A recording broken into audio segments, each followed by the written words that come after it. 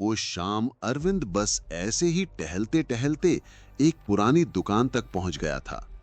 दुकान छोटी थी, पुरानी थी, लेकिन एक चीज ने उसकी नजर रोक दी। एक शीशा।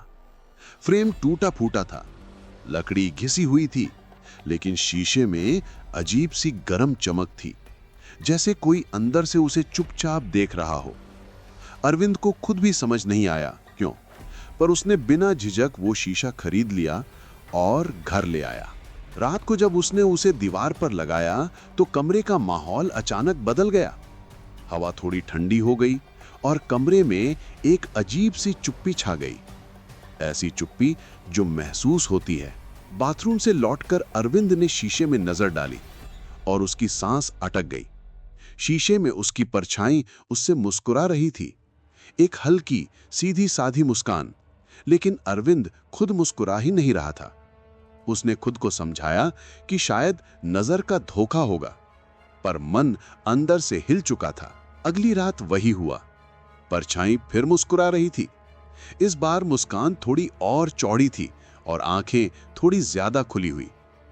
तीसरी रात मामला और गहरा हो गया। अरविंद ने हाथ उठाया, पर उसकी परछाई ने कोई हरकत नहीं की। वो बस कमरे के एक पुराने दराज की ओर इशारा कर रही थी। डरते डरते अरविंद ने दराज खोला। अंदर एक चिट्ठी रखी थी। उस पर बस इतना लिखा था, उससे दूर रहना।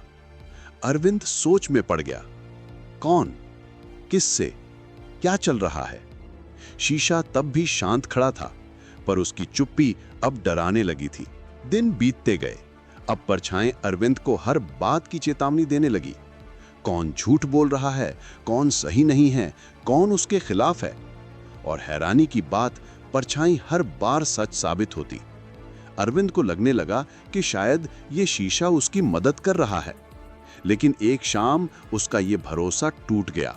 उस रात शीशे में दिखाई देने वाला चेहरा अरविंद का था ही नहीं। गाल पिचके हुए, आंखें काली और डूबी हुई, और नजर इतनी स्थिर कि डर सीधे हड्डियों तक उतर जाए। अरविंद ने पलक झपकाई, परछाई नहीं झपकी। अरविंद ने सिर घुमाया, परछाई हिली तक नहीं। और अचानक शीशे पर धुंधले अक्षरों में एक पंक्ति उभरी, दरवाजा खोल दो। उस रात घर में आवाजें आने लगी, कदमों की हल्की आहटें, जैसे कोई गलियारे में घूम रहा हो। डरकर अरविंद अपने कमरे में गया। दीवार पर उसने दो परछाइयां देखी, एक उसकी और दूसरी किसी और की। लंबी गर्दन, टेढ़ा सा शरीर, बिल्कुल इंसान जैसा नहीं। आईने के अंदर वाली परछाई ने फौरन लिखा, छिप जाओ। अरविंद अलमारी के पीछे जाकर बैठ गया। कदमों की आहट उसके आसपास घूमती रही। सांसें भारी हो गईं, दिल धड़क रहा था। फिर उसे अपने ठीक पास किसी की सांस महसूस हुई और एक धीमी आवाज उसके कान के पास बोली, अब देर हो चुकी है। अरविंद कांप गया। उसने डरते डरते आईने की ओर देखा। परछाई उसे नहीं देख रही थी, वो किसी अदृश्य चीज को घूर रही थी जो अरविंद के बिल्कुल पास खड़ी थी। धीरे धीरे दीवार पर तीसरी परछाई दिखने लगी, वही चेहरा जो आईने के अंदर फंसा लगता था। आईना हिलने लगा। अंदर वाली परछाई बाहर निकलने की कोशिश कर रही थी। उसने आखिरी बार लिखा, मेरी जगह मत लेने देना। अगले ही पल शीशा टूट गया, कमरा शांत हो गया और अरविंद वो गायब था। अगली सुबह पुलिस आई, पूरा घर देखा, कहीं कोई नहीं मिला। बस फर्श पर एक लाइन लिखी थी, अब मैं मुस्कुरा नहीं रहा।